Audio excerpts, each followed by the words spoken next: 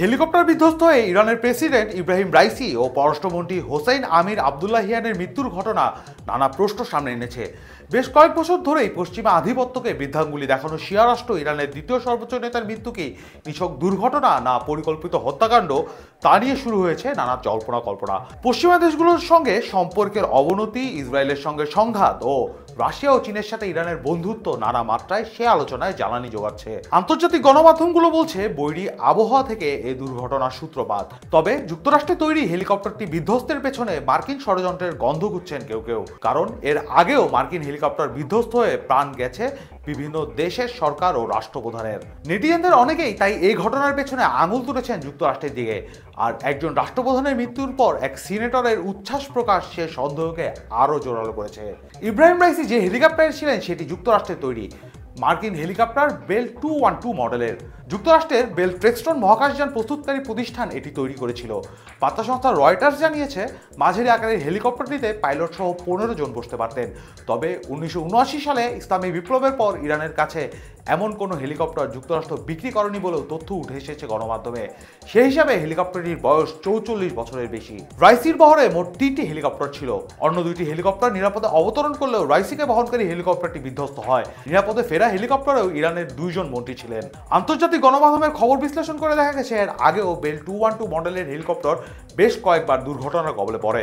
গত বছর সংযুক্ত আরব আমিরাত উপকূলে মারাত্মক দুর্ঘটনার কবলে পড়েছিল এই মডেলের হেলিকপ্টার। এর আগে 2018 সালে ইরানে একই ধরনের দুর্ঘটনায় প্রাণ হারান অন্তত 4 জন।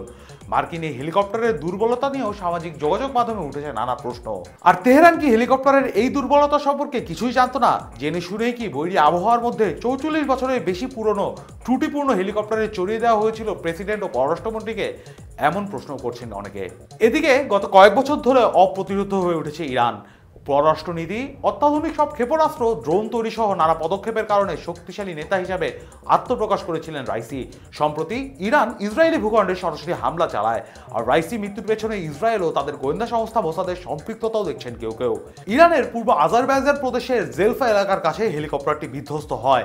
ঘন কুয়াশার মধ্যে হেলিকপ্টারটি পার্বত্যাঞ্চলের জঙ্গলে বিধ্বস্ত হয়েছিল বলে জানিয়েছে ইরানি কর্মকর্তারা।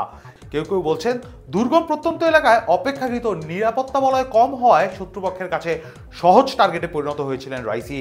এদিকে ইরানের সরকার ও দায়িত্বশীল সূত্র ছাড়াই আগেভাগে রাইসির মৃত্যুর খবর প্রকাশ করেছে ইসরায়েলি সংবাদ মাধ্যম। রাইসির পরবর্তী উত্তরসূরি কে হবেন তা নিয়েও সবার আগে প্রতিবেদন প্রকাশ করে তারা। অনেকের মতে হেলিকপ্টারটি যুক্তরাষ্ট্রের তৈরি হওয়ায় সেটির ডিজাইন, নিরাপত্তা ব্যবস্থা, এমনকি নিরাপত্তা ত্রুটির বিস্তারিত সব জানা সবচেয়ে সহজ ছিল ইসরায়েলের কাছে। তবে সামরিক ও নিরাপত্তা বিশেষজ্ঞদের বেশিরভাগই এই ধারণাকে উড়িয়ে দিয়েছেন।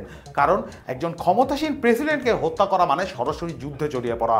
আর ইতিহাস বলছে, ইসরায়েল উচ্চপদস্থ রাজনৈতিক ব্যক্তির চেয়ে সামরিক এবং পারমাণবিক অবস্থান বা ব্যক্তিকে লক্ষ্যবস্তু করার কৌশল হাতে নেয়। আর মোসাদও এর আগে কোনো রাষ্ট্রপ্রধানকে তাদের লক্ষ্যবস্তু বানায়নি। এদিকে ইসরায়েলও রাইসির মৃত্যুর পেছনে জড়িত থাকার অভিযোগ অস্বীকার করেছে। ইব্রাহিম রাইসি ছিলেন কট্টরপন্থী নেতা। হিজাব ইস্যুতে তরুণী মাসা আমানির মৃত্যুর জেরে ইরান জুড়ে ছড়িয়েছিল কুর্দি মদতুষ্ট আন্দোলন। আর তখন তরুণদের পাশাপাশি অনেকের কাছেই অপ্রিয় হয়ে ওঠেন রাইসি।